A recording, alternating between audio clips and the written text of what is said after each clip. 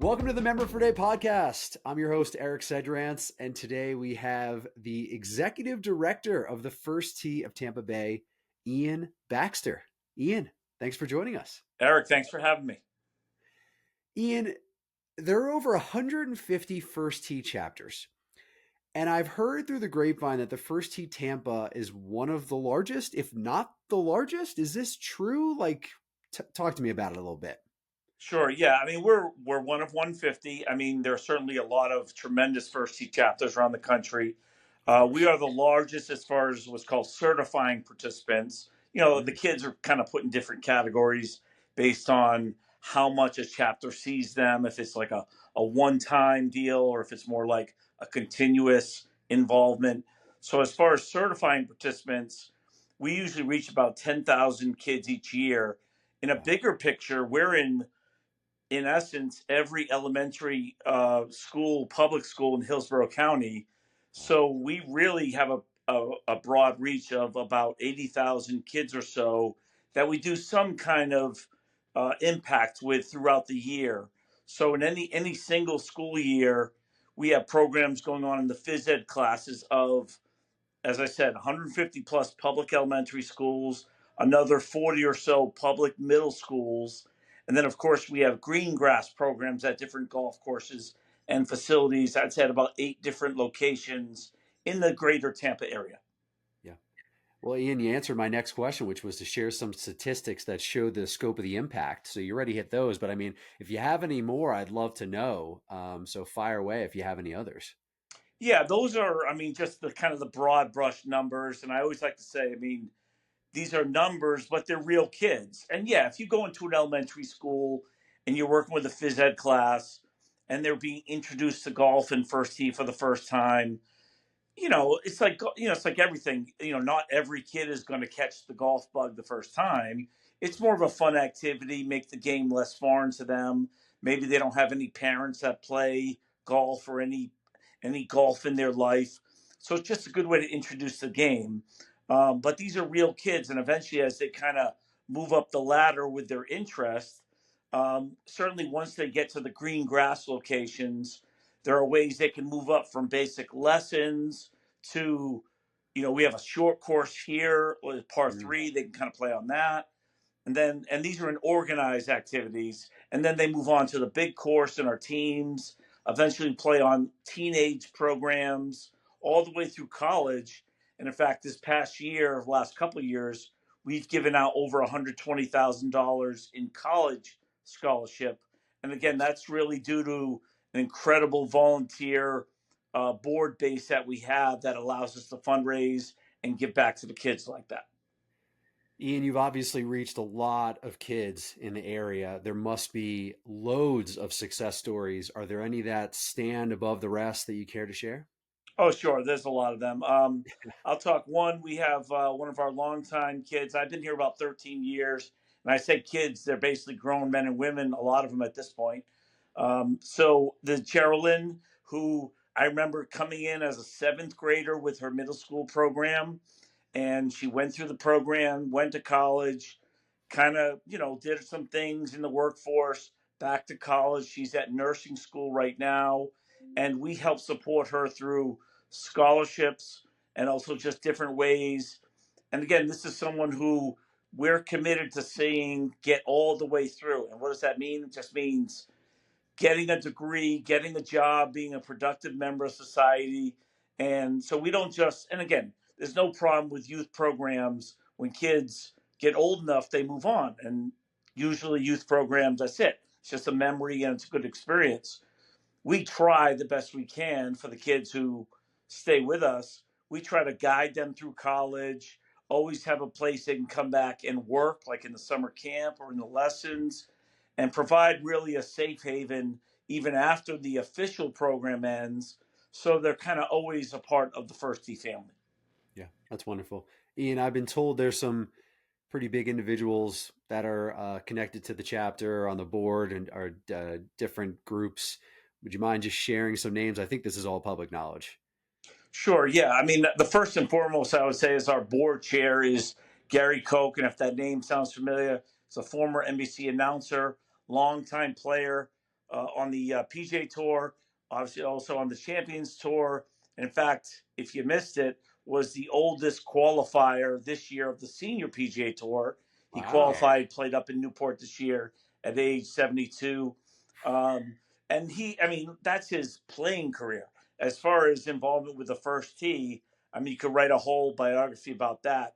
He's Mm. really been the linchpin behind, our entire program. And we certainly wouldn't be where we are without Gary, not only from, rounding up the board and all the influential people in Tampa, because, Gary's like Mr. Golf in Tampa. Like if Gary says, come to this, come join this group, or, hey, why don't you get involved with this? Yes, they might love golf and kids, but they love Gary too. So they're like, if Gary's involved, then I'm involved. And that's one of the reasons we've been able to build such a big and impressive team. We have several other guys. I don't want to just name drop people left and right, but I would say Gary Koch is the linchpin of our program, of a name that people might know out in the community. Yeah. Gary was the one that made the better than most call for Tiger. Was that correct? He is. He's most famous for that. And, I hear that over the years and it's fun. And, people bring that up all the time. And Oh, that's kind of his one clear shining moment. But of course, he had a long, distinguished career as a player and an announcer, and sure. um, many other moments that went under the radar. But certainly, he's known for better than most. Yeah, Yeah. Ian, when you think about the future of the chapter, and this is probably a difficult question, but I'm curious to hear your answer. Where do you see things 3 to 5 years from now? sure. I mean, we're a relatively mature chapter at this point. I Yep. mean, we've been around kind of some different names, over the years. Um, and so we've been around somewhat 25, close to 30 years. So, and we have a territory. Our territory is Hillsborough County, which, for those who don't know, is basically the greater Tampa area, not Tampa Bay, because there's separate chapters in Clearwater Right. and St. Right. Pete's. So our territory is pretty finite. So it's not like we're looking to spread throughout Florida. We don't. There are very capable chapters that are reaching the kids there, and that's wonderful. So, we have tried to make sure that we can expand within our region to reach as many kids as we can, um, be no more than 10, 15 minutes away from wherever somebody lives in Hillsborough County. That's why we have different locations. So a parent doesn't have to travel an hour for a program. And, there's, as we know, there's always a new crop of kids coming through. So, whenever you think you're reaching X amount of kids, well, the next year there's a new wave of kids coming on. And there's another group of kids that didn't pick up the game, but now somehow found the game, whether through First Tee or somewhere else, and you try to reach those kids. So we certainly want to continue to grow both quantity and quality, which is very important, of course, within our region. And like we just finished the short course, which I mentioned earlier, which is Mm. a wonderful par 3 here at historic Rogers Park. It's been open about 9 months. So that's building, and the momentum's building for that for play. We've already had a lot of play, but certainly with the kids. Um, I'm not sure if there's anything so large as that on our long term future, but there are certainly some plans we have looking at the next 3 to 5 years. Ian, this is a broad question, which are my favorite, certainly Mhm. open ended. I'm curious to hear your thoughts on this. What is the best thing about First Tee? Yeah, I would say in my experience here, it's just being able to, positively impact kids. And it Yeah. sounds a little cliche, but at the end of the day, I'm fortunate enough to work here in a position, so is our staff, that we have kids coming in, whether it's Saturday programs, whether it's full day summer camps, or other kind of things, where we get to see kids experience not only golf but just life and kind of grow through. And again, all of us on the staff, as you would imagine, are golfers to some degree, not all great, but so we can understand the frustrations of all the things the kids are going through maybe the first time. And it's like we may see them, you know muff a shot or something, and we kind of can chuckle to ourselves because, hey, I've done that 100 times, and We like, all hey, have. that's part of learning. Everyone who plays golf has gone through that. And then you get to know them as kids, because of course we're all not defined by golf. We're all just people, and we have other interests. And so we get to learn, especially the kids who stay with us and are with us in different programs and for a long time. You get to see them grow and progress. And in fact, I was just having a conversation with one of our staff here, and I already mentioned Geraldine, but we have several kids, and I'm probably showing my age here, but I've been long enough that I remember when kids were 10 years old, and now they're out of college and working and giving back and working in our camps. And those are the things that you can take for granted, but really, if you step back and look and say, holy cow, I remember when that person was 10. I remember when that person was in high school, and now they're like, oh, that's a grown person. And it's Yeah. like, and again, I'd like to think we have a little part of whatever success or happiness they have. Obviously, they're responsible for their lives. I'm sure they've had great parents and teachers and other factors. But if we could be a small part of that success or that joy, then that's very fulfilling.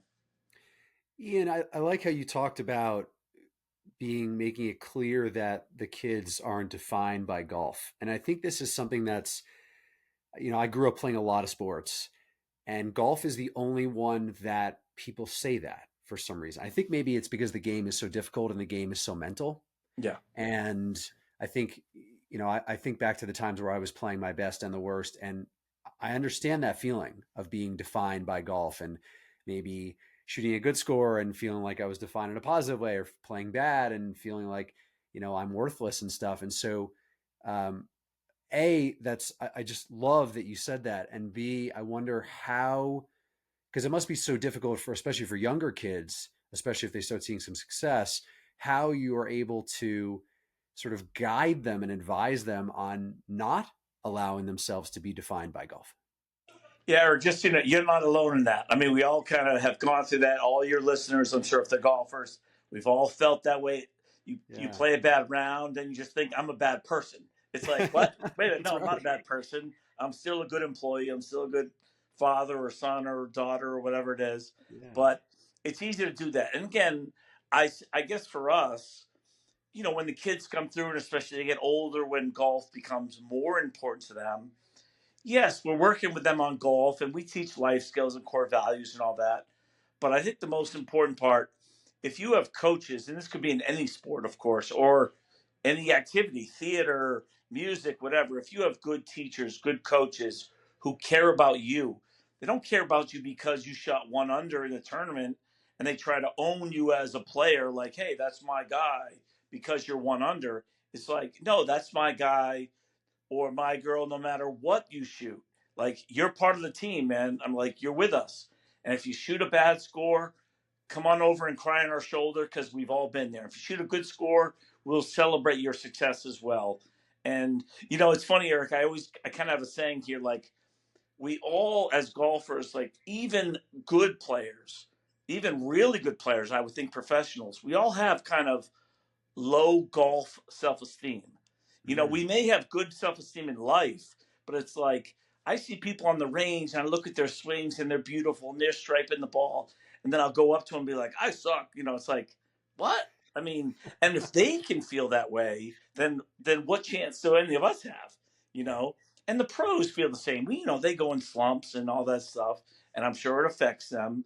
And I think it's because we all kind of have a low golf self esteem where if we do well, it boosts us up. But the second, things go haywire, it hurts our personal self. And I mean, look, there's no easy answer. If there was an easy answer for that, probably be a billionaire, right? Be solve all the problems.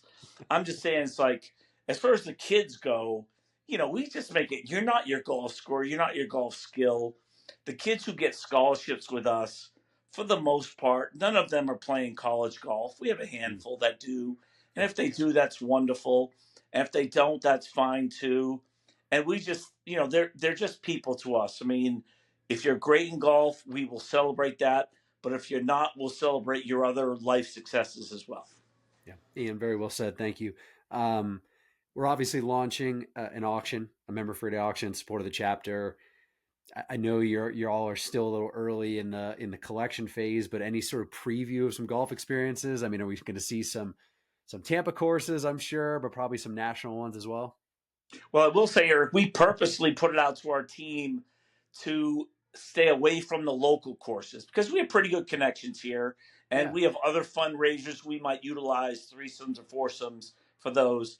So Yeah. the real direction was, okay, if we have connections at courses outside of the general area, what can we, look for?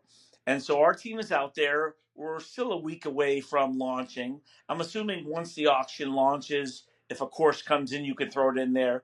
I assume that's Absolutely. probably part of it. So I would expect we'll have some pretty solid courses. As I mentioned before, we have an amazing volunteer team.